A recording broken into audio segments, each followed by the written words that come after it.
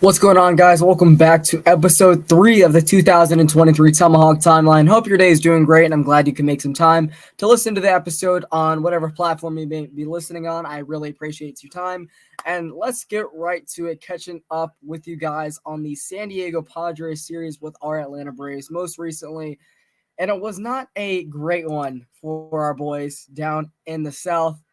The Braves were able to take the home opener in walk-off fashion, and everything else on from that part of the series was a nightmare. We're here to recap it, give you all the analysis you might have missed, and talk some future ball for the Braves. So let's get right into the show.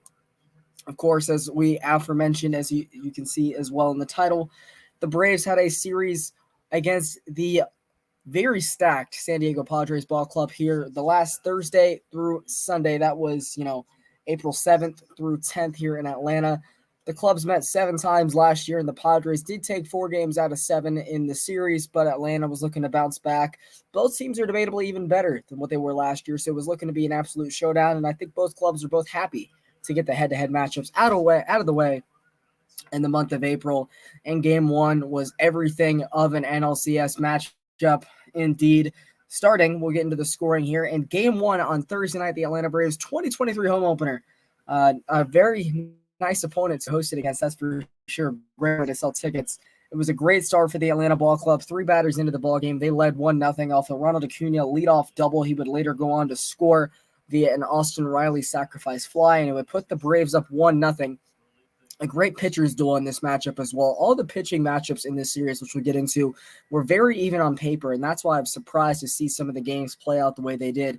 This one, however, was Spencer Strider versus Blake Snell, 2 all-stars in their own right. The lefty, former Tampa Bay Ray legend, now continuing on his success in the beautiful city of San Diego, along with the Clemson graduate, our man, the National League Rookie of the Year, runner-up to Michael Harris II, Spencer Strider. And it shows you how stacked these lineups are to see them struggle the way they did, especially early in the season and in the months where the pitchers usually have control of the league. Because in the bottom of the 3rd inning, Orlando Arcia ran into his 2nd home run on his 2023 campaign. One of my boys, Mark Scheimer, catching the ball in the 2nd row. So good to see from him. And it was all gas for Atlanta in the first couple innings, but it would quickly come to a halt.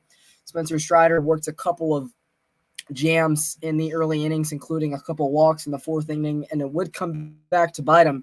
Mustache on mustache crime as Matt Carpenter, the old man, goes deep into the Chop House Terrace to give it a 3-2 lead for San Diego in the top of the 4th inning, but the Braves would immediately respond in the bottom of that same frame. Kevin Pillar getting his first RBI as a member of the Atlanta Braves. He had a great career split line against Blake Snell, so that's why I was glad to see Brian Snitker put him in the lineup card that night, and it proved to pay dividends right away. He singled on a line drive over Xander Bogaerts' head into left center field, cut off by Soto, and the Braves would tie the game.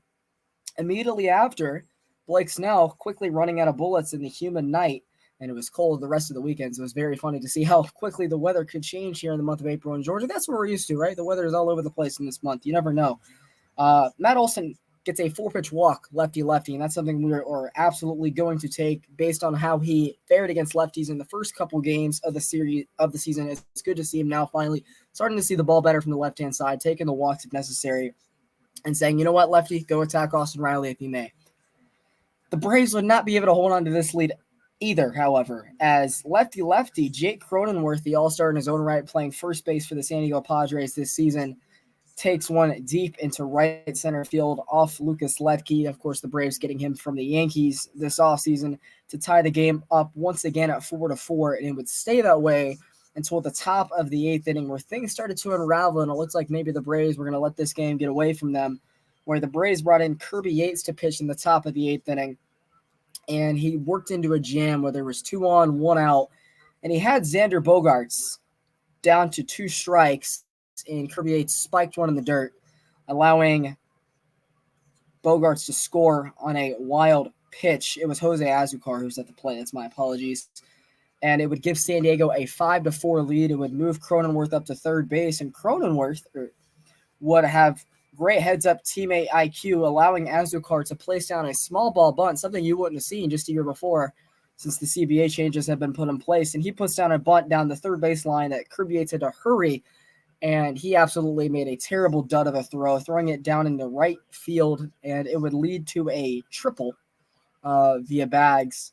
And Jose Azucar would end up on third base, and San Diego would all of a sudden have a 6-4 lead in the eighth inning. Now, thankfully, Kirby Yates was able to limit the damage there, and Atlanta would come right back with a 2-run inning of their own. It would be Tim Hill, the old reliable veteran, on the mound for the Padres in the bottom half of the eighth inning, and Atlanta looks like they had a leadoff double to start that inning. Kevin Pillar hit a ball that was right over the third base bag, called foul. Manny Machado made sure to tell the umpire the call, and he stuck with it. And Atlanta ended up having to rattle off 4 straight 2-out hits to tie the game up, including a Matt Olson single down the third base line. Got a little jammed and was able to knock the pitch the other way, lefty, like we talked about earlier, to make it 6-5. And Travis Arnell will also go on opposite field down the first base line to score. Matt Olson. Austin Riley would move up to third base, and the Braves would tie it at 6-6. And it looks like they might have had a great opportunity to take the lead going into the ninth inning.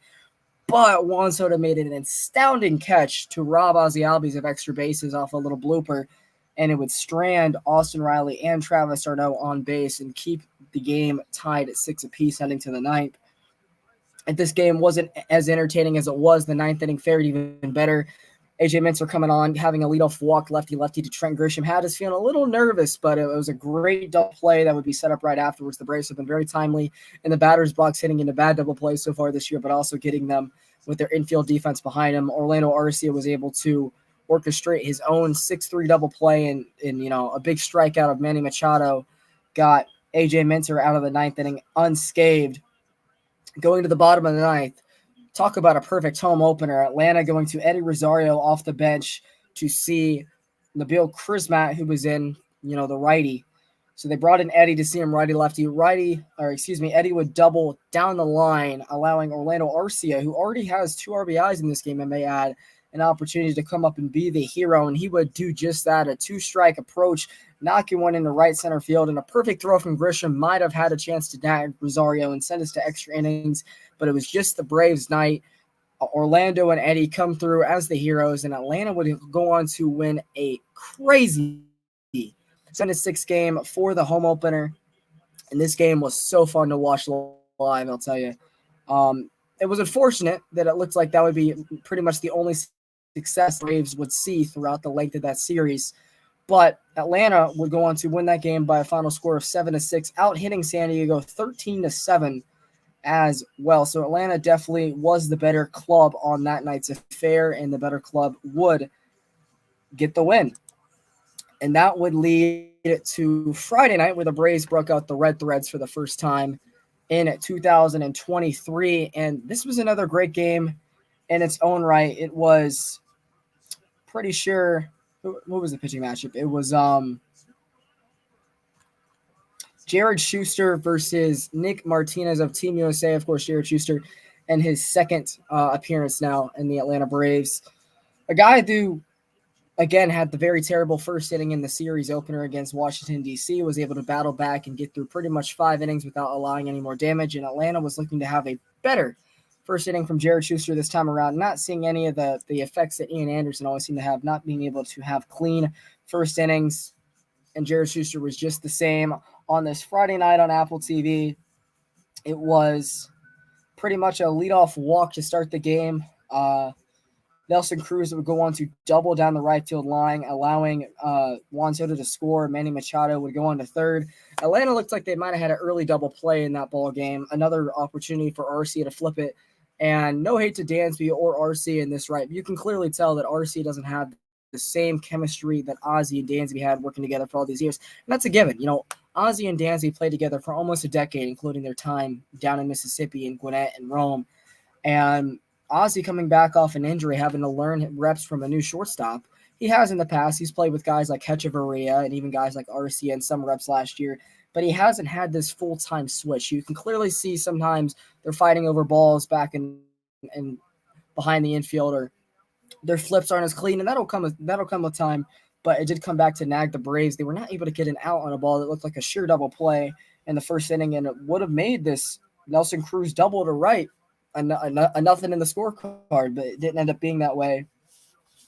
Then with the bases loaded, he would walk Aaron Nola's older brother, Austin Nola, to allow San Diego a free pass, and they would go up 2-0. It would, of course, bring in Manny Machado, Nelson Cruz to third. Ha-Seong Kim, the Korean WBC player, would move up to second base. And Nelson Cruz would bite us again in the second inning, of course, singling on a sharp ground ball past the diving Ozzie Albies. It would score Jose Azucar, and San Diego would quickly lead 3-0. Atlanta, however, would bounce back and show that this offense is deadly in their own right. Marcell Ozuna hitting a ball into deep left center field for a home run, and no doubter, his second home run of the year, only his second hit of the year as well. So you definitely want to see more out of your $20 million DH, but we'll take it where we can get it at this point in time with Marcell Ozuna. No need to go into a whole Tea Party dispute on him on this episode. And Atlanta would cut the lead to 3-1. Of course, later in the inning, Nick Martinez working into a little bit of trouble. His pitch count rising as someone who's not really your typical starter, and Austin Riley would make him pay with a line drive into center field, scoring Ronald Acuna Jr. Matt Olson would move up to third. And in that same inning, Nick Martinez would spike one of his own, pretty much taking one out of the book of Kirby Yates. And Atlanta would knot the ball game up at 3-3 in the bottom of the third. Top of the fifth inning, Atlanta would try to send Jared Schuster out for a fifth inning. Of course, having the first, the two spot in the first inning, giving up the 2-out RBI to Nelson Cruz in the second inning. He was able to bounce back, get back-to-back 1-2-3s in the sixth, and it wasn't the case trying to get him through five and qualifying for the win. He would give up a leadoff double to Manny Machado, and they would turn the ball over to Michael Tonkin, who in his one appearance was also out of the bullpen, replacing Jared Schuster in that Game 3 of the season up in the nation's capital. He would end up going 7 up, 7 down in that affair, so Snicker was looking for the same type of magic. And while he did have a 1-2-3 inning, but coming in for Jared Schuster, he was not able to get the strikeout because Jake Cronenworth would have a sacrifice fly that would bring in Manny Machado from the leadoff double, and San Diego would go back on top 4-3. Bottom of the fifth inning, Sean Murphy would walk with the bases loaded on pretty much 4 pitches, either 4 or 5 pitches in that at bat. And Atlanta would tie the game up 4-4. So you're seeing a lot of things happening on both sides for the Braves early in the season. Both teams are hitting into a double play. The Braves are getting a lot of them on their own. They're spiking wild pitches. They seem to be scoring on wild pitches. They're seeming to be walking guys in. The Braves are walking in guys on their own. They've been thrown out on the base pass. Acuna's throwing out guys in the base path. So for all the crazy highlights that are happening, it's happening to both sides so far. So interesting to see that.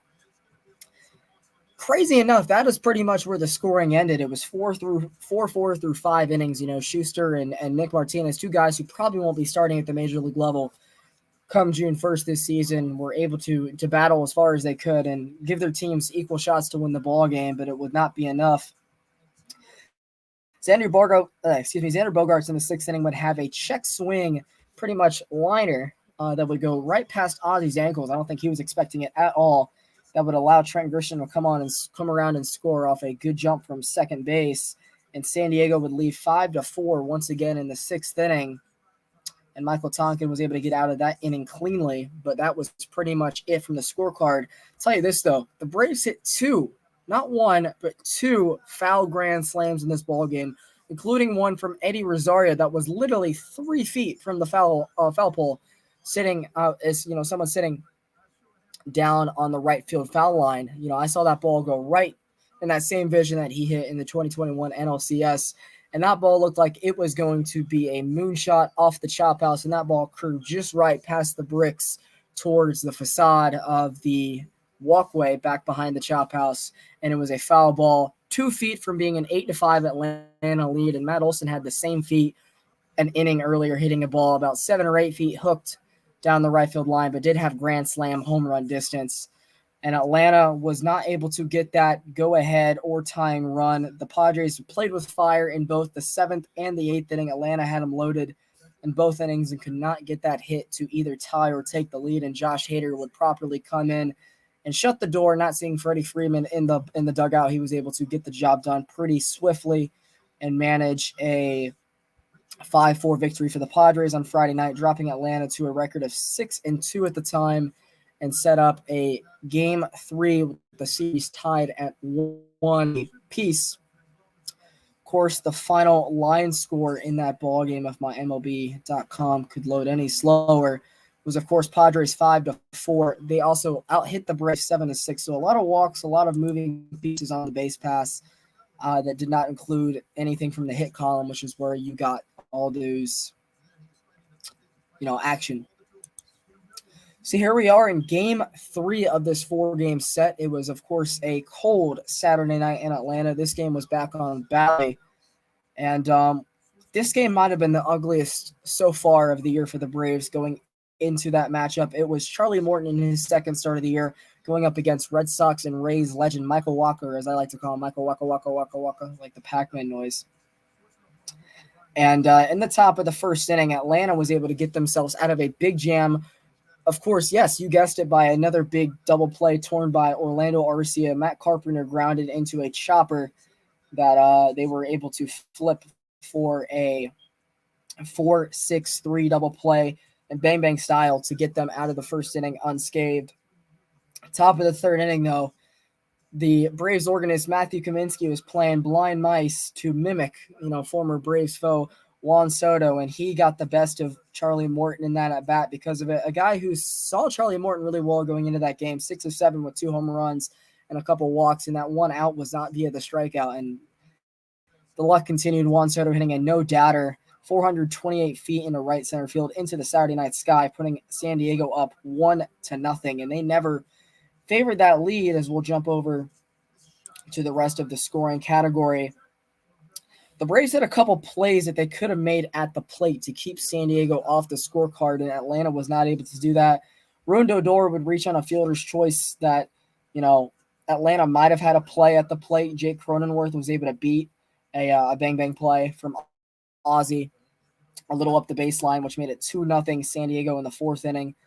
And the same thing a couple batters later, a little bit of interesting action to it is it was a chopper hit to, I believe it was Orlando Arcia, that Odor ended up plowing into Travis d'Arnaud, not sliding. That's the thing that I don't like. That was a play that was dirty on Odor's part.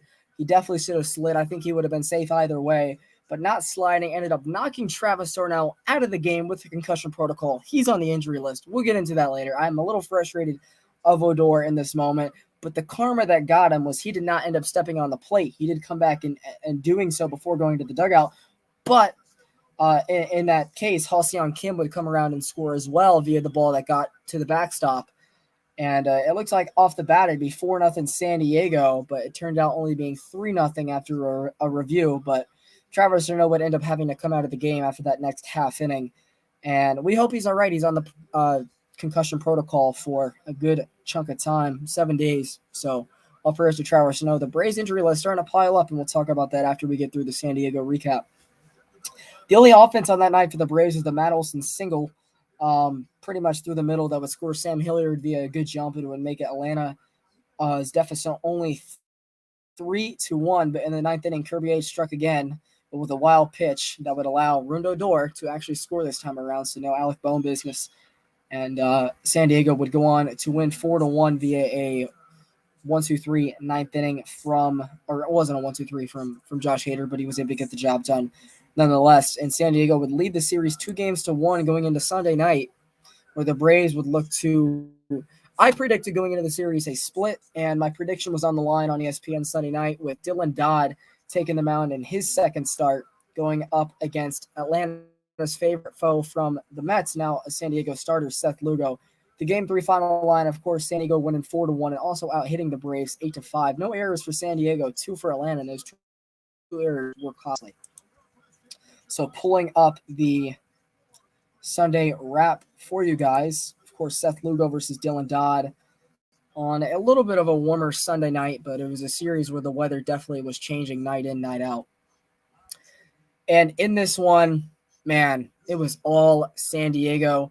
A clean first inning for Dylan Dodd, and they were able to get a high pitch count up on Seth Lugo. Atlanta getting 2 on, nobody out, and you maybe thought that Atlanta would have a good night and be able to even the series up, and that's, I think, ultimately what both teams probably wanted, knowing how good both of these rosters were, but it just wouldn't end up being the case. Back-to-back doubles to start off the top of the second inning by Jake Cronenworth and Ha-Seong Kim would put up San Diego, and they would keep that lead for good Going into the top of the third, of course, still a 1-0 San Diego lead. Nelson Cruz, the future Hall of Famer, 43-year-old, him and Matt Carpenter are probably the most interesting platoon in baseball. You guys have heard me talk about that for the Long Ball podcast listeners. I love you guys if you do. Would homer into deep left center field, putting up San Diego 4-0 in the third inning. And the first pitch of the fourth inning, lefty Trent Grisham. Dylan Dodd left an absolute meatball over the middle of the plate, allowing Trent Grisham to get a hold of one into the Braves bullpen, putting them up 5-0. And that was pretty much the end of Atlanta's chances of even having a chance to come back in this ballgame. A ground rule double again by Nelson Cruz, who had himself a hell of a series, it seems, would score Juan Soto in the fifth inning, making it 6-0, along with a homer from Ha-Seong Kim, making it 8-0. And Atlanta would finally get some offense via fielder's choice. Ronald Acuna Jr. would get the RBI in that one. Nelson Cruz would add on another RBI of his own in the sixth inning. And that would be pretty much it, minus a pity Matt Olson RBI single to score to score Orlando Arcia.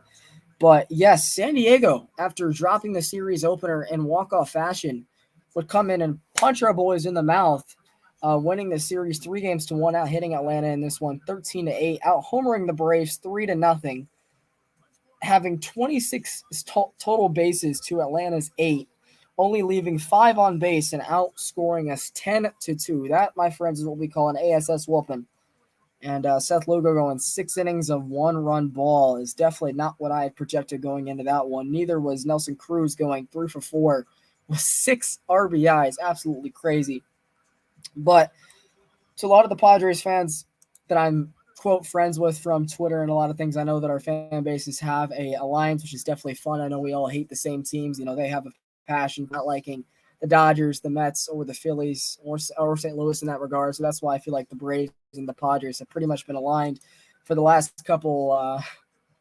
year or two. It was definitely a little heartbreaking to see it get fickled this weekend, but San Diego would, of course, go on to win the series by a final score of 3-1, and it would set up our coming series, which we'll talk about now, starting tomorrow night. The Cincinnati Reds, or former broadcaster Chip Carey would like to say Cincinnati. The Reds would be coming into town for a 3-game series, and we saw them in the month of April last year at Truist Park, splitting our first 4 games of the 2022 campaign. I don't think I want to be seeing any of that this time around. This Cincinnati team is equally as bad, and Atlanta, after starting 6-1, has now fallen to 6-4 in the season. And even though I know the injury list is piling up, I want Atlanta to bounce back and have a good week, taking care of Cincinnati and Kansas City. 2 cupcakes on their schedule and maintaining a good month of April. That would be astounding with all the guys we have on the injury list. And I do predict Atlanta to take 2 out of 3 in this series. Opening night, I believe it is Graham Ashcraft versus Bryce Elder, which Bryce Elder in his first time around, had 6 scoreless in that series finale in Atlanta sweep over St. Louis. 6 scoreless against that lineup I had no idea was coming. And he shoved that afternoon, and we're going to need him to do that again. The way the offense has kind of faltered the last couple of nights after having a rocket start. They were off to averaging 5 runs a game pretty much through the first week of things. They were hitting home runs, doing really well with 2 strikes, 2 outs, runners in scoring position, playing small ball. Everybody in the lineup, if you were put on that lineup card, other than Marcell Ozuna, of course, was clicking. But it really kind of came back to earth.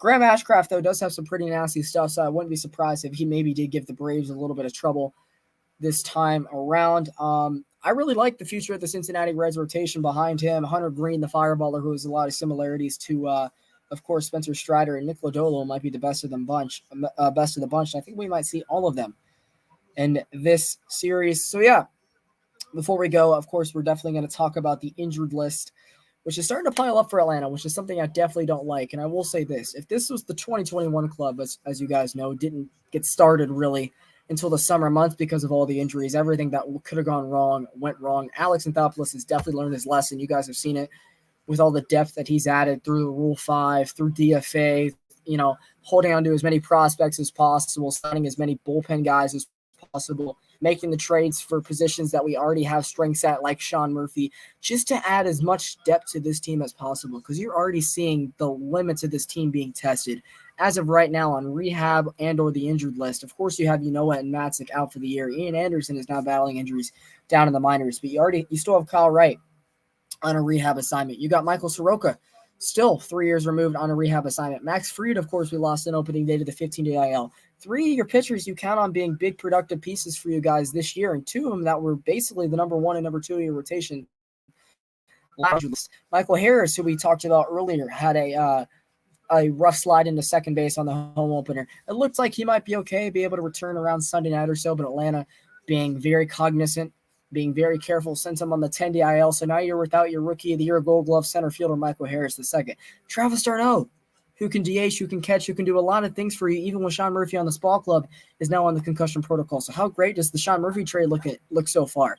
You have to deal with him on the injured list. Russell Iglesias, the closer who's supposed to take over for Kenley Jansen and Will Smith, is going to be missing pretty much the entire month of April with inflammation.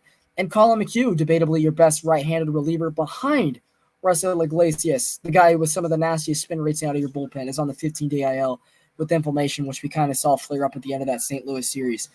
All of that, and the Braves are still sitting here at 6-4, formerly 6-1. That is a bravo to them, taking care of business, showing the depth of this ball club, something that last year, especially in 2021, you wouldn't have saw. So all props to Alex Anthopoulos really for learning his lesson. And hopefully Atlanta is able to weather the storm. I do know this week at some point you're supposed to get Max Fried and Kyle Wright back for the Cincinnati and Kansas City series. You should have Travis d'Arnaud and Michael Harris back for the week after when we go back out to San Diego to see them out in Petco Park. And maybe by that time you see a guy like Mike Soroka come back too. And, it's definitely rough to see all these injuries pile up. But usually when you get them once, you don't really – what happened to Ozzy last year is not normal. You don't usually see guys get hurt 2 or 3 different stints throughout the season. So hopefully we get all the bad juju out of the way. But it gives guys like Chadwick Trump, guys like Eli White, guys who have been major league caliber players before, a couple opportunities to show off the depth of this ball club. And with the matchups this week, as I mentioned before, with Cincinnati and Kansas City, thank God it's MLB, because if we were playing the Chiefs or the Bengals, it might be a little bit of a tougher task, but completely different sport. And I think that those guys will be able to make an impact on the right day. So, yeah, I know I was a little bit of a rant there, but that's what happened in this most recent weekend of the Atlanta Braves Tomahawk Timeline. I should see you guys hopefully Thursday afternoon. I'm pretty sure it's a Monday through Wednesday series, and we're off before seeing Kansas City this weekend. So I will make sure to get that episode out for you guys, whether you're listening on Spotify, the Hardcore Sports Network, any of my networks like my own channel. I really appreciate you guys, and I really hope to continue the series throughout the year. I'm having fun, and if you guys are showing support, it'll continue rolling out along with the Long Ball Podcast. We should have our first regular season episode coming out here real soon on all of the same networks. So yeah, you guys enjoy your evening. Whenever you had a chance to listen to this, I really thank you. So make sure you guys give a like and subscribe, 5-star rating, anything you guys would like to do, I would gladly appreciate it. So let's go Braves. Let's bounce 2 or 3 at least from Cincinnati, and I will see you guys soon with the recap from that series. So you guys have